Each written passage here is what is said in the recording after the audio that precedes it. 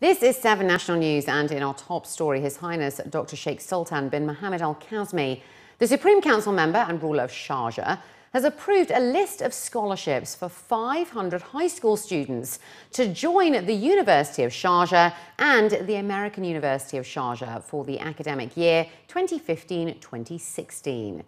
Dr. Rashid Al-Leem, the chairman of the Sharjah Electricity and Water Authority, commended the ruler of Sharjah for his unlimited support for students, adding that quality education is the best investment and an important foundation for continued development. The chairman of the Sharjah Electricity and Water Authority also said the move looks to support distinguished students and provide them with the necessary resources to develop their skills and prepare them to enter the job market. Nominations for this year's Federal National Council elections, scheduled for the 3rd of October, have officially begun, as eligible candidates have started to file their applications at registration centres across the UAE. His Excellency Dr. Anwar Mohammed Gargash, the State Minister for Foreign Affairs and State Minister for FNC Affairs, toured the registration centre at the Dubai World Trade Center this morning and announced that the first candidate to sign up for the upcoming elections was an Emirati woman from Sharjah. Nearly 224,000 Emiratis are eligible to vote or stand as candidates, as compared with nearly 135,000 at the last election back in 2011. Potential candidates can register at the centres based in their emirate until the 20th of August, while the preliminary list will be announced on the 23rd of August. Meanwhile, the final list of candidates will be on the 31st of August, after which the nominees can begin their campaigns. To file their nominations, candidates should carry their emirate's ID card, family book and a certificate of good conduct addressed to the NEC, as well as a non-refundable registration fee of 1,000 dirhams in cash. Speaking to the media during the tour of the centre, Dr. Gargash added that they are expecting more interest from the youth as well as women this year, as more than 2/3 of those on the electoral rolls are aged below the age of 40. Meanwhile, the applicants believe that the role provides them with an opportunity to represent their community and lead discussions on issues such as healthcare and education. For the next 5 days, nominees register their names for the election. Things are going very smoothly. Good interest. The first registered nominee in Dubai and Sharjah have been women. And I think this reflects the large number of women part of the Electoral College, about 48%. Following that, of course, after the 5 days, we announce the final list of nominees, so it becomes official. And then the campaign starts at the end of this month. And, you know, we're in for quite, hopefully, a fruitful campaign of, you know, good discussion about issues that concern people. This is reflective of the percentages that we've seen of youth and women among the election base. As I mentioned, there are 48% women among the election base and 40% who are considered, you know, from the youth category. So my comments are this should be reflected also in the nominees and hopefully in the composition of the FNC. I really thank FNC committee. It was very easy process. Within 5 minutes, we finish all the procedure. And inshallah, I hope succeed for all of them. I came here to try to win and representative my people in the government and ask about their need and if there is anything, especially in the education and health. The Ministry of Interior, represented by the Naturalisation, Residency and Ports sector, has launched an online service to allow GCC residents to apply for their UAE entry visas through a portal on the Ministry's website.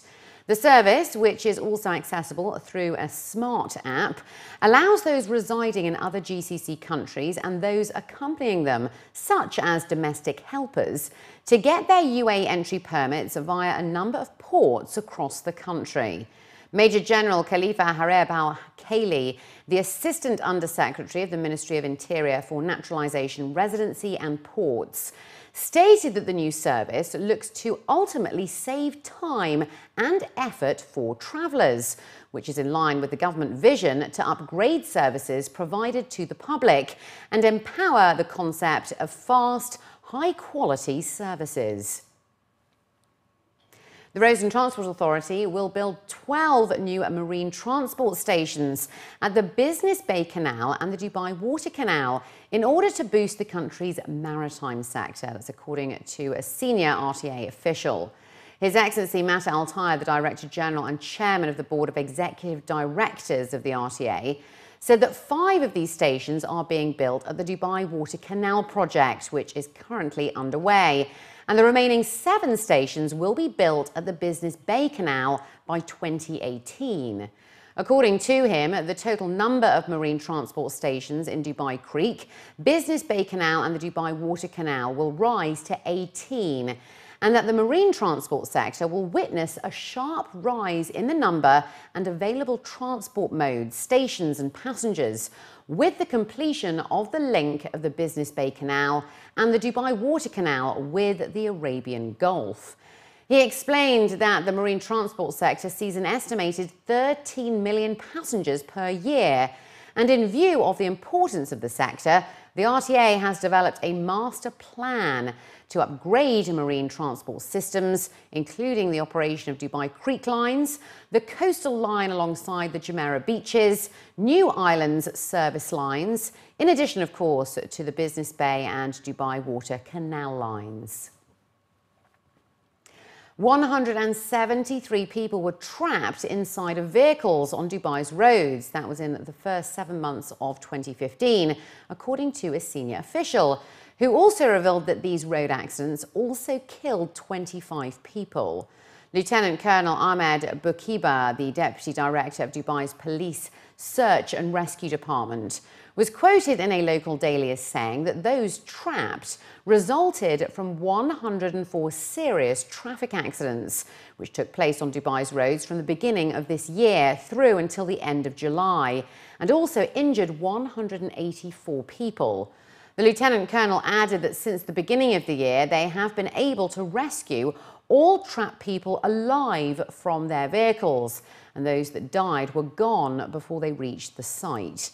He also advised people who arrive at an accident scene before the police or ambulance do to be careful and to not take people out of vehicles themselves, as in many cases the person might have internal fractures or injuries which can be made worse.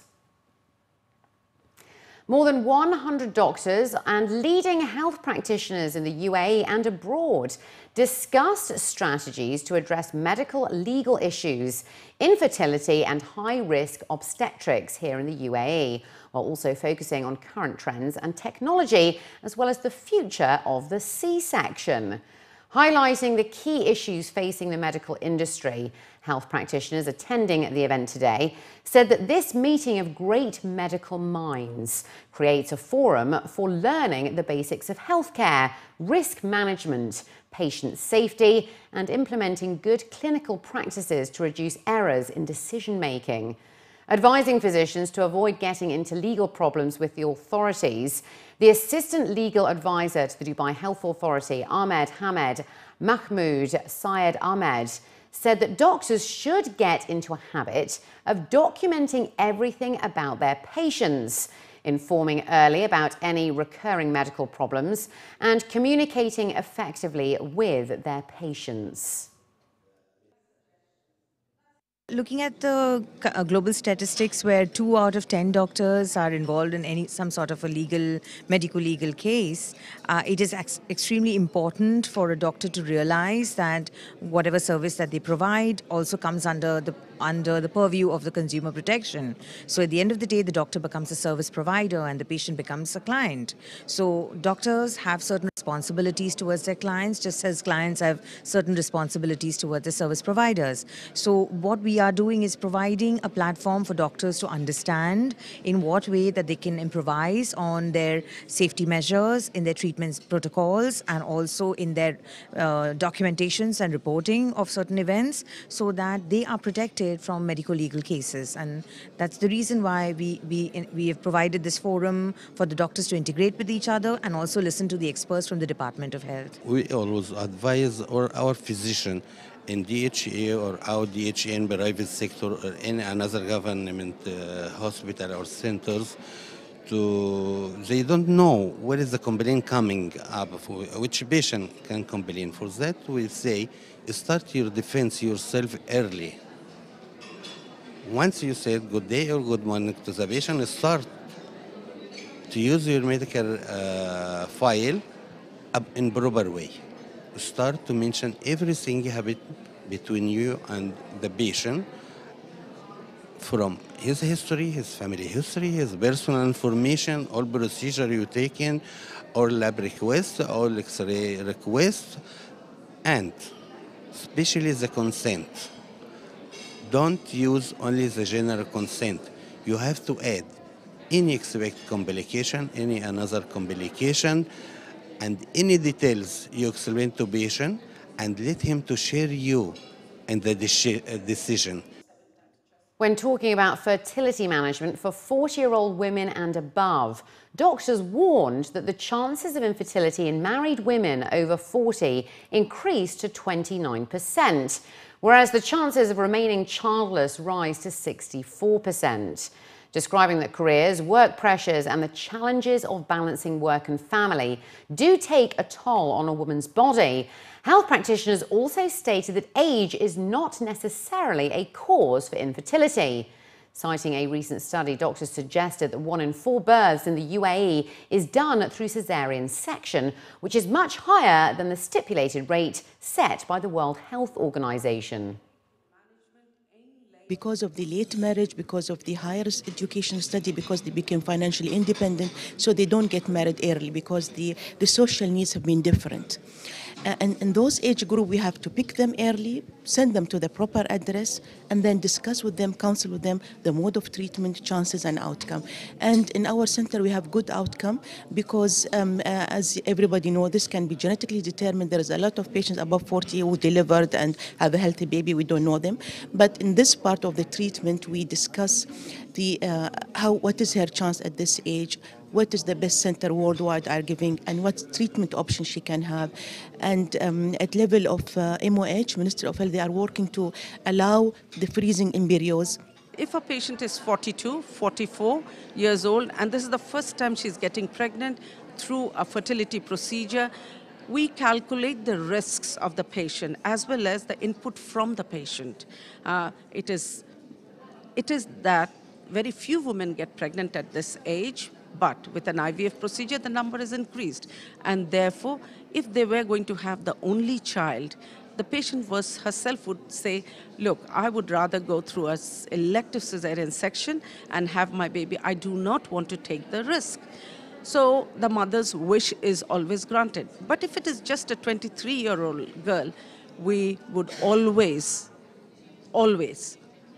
give her a trial of vaginal delivery because her obstetric future depends on it, because she's going to have few more children. And finally, looking to other news now, GEMS international schools across the UAE have recorded an improved performance in their 2015 A-level exams. That's up from the results recorded last year, according to the Education House. 33% of students received A* to A grades, which is higher than the UK national average indicators, while 65% achieved A* to B grades across all GEMS schools, which offers the English curriculum. As for the International Baccalaureate at GEMS schools, the pass rate stood at 90% this year. That's 10% higher than the international pass rate.